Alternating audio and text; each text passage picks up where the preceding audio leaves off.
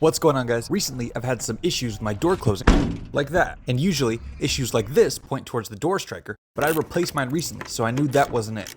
So the next best guess would be the door hinge pins, and mine look pretty wore out. So let's get those replaced, and I'm going to show you the easy way to get this job done. First, I needed to order some new hinge pins and bushings.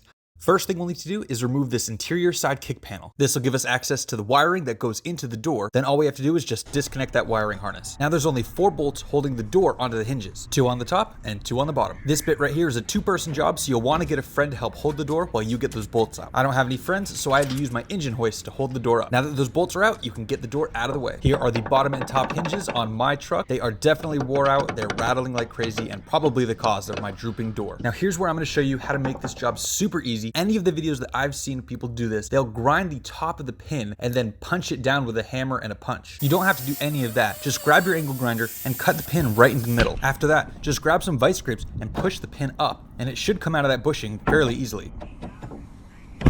And if it doesn't come out easily, you can do what I did here on the bottom one and just grab a clamp and press the bottom bit out. It's super simple, and now we have that half of the hinge removed. Now we can take that part of the hinge over to the bench. All we need is an old bolt and a socket, and we can press these old bushings out of there.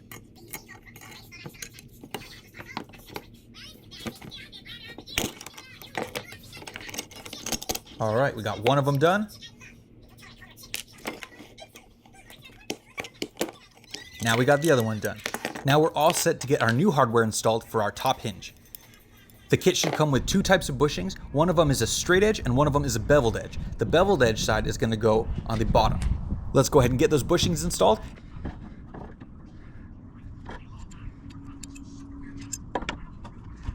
And now we can recouple the hinge with its other half.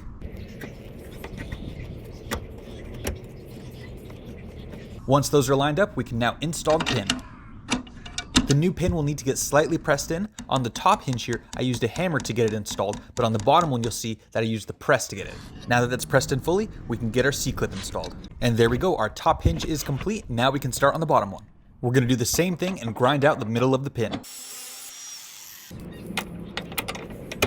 Now the only difference between this bottom hinge and the top one is that on the bottom hinge, the half that's connected to the truck is the one that has the bushings. So we're just gonna grab our clamp, socket, and our bolt, and we're gonna press out the bushings at the truck.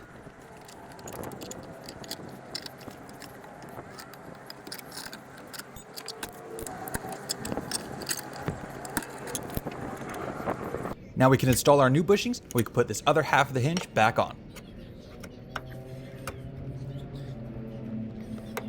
We can now get our pin installed. And on this bottom one here, we can grab our clamp and a socket to press skin in place.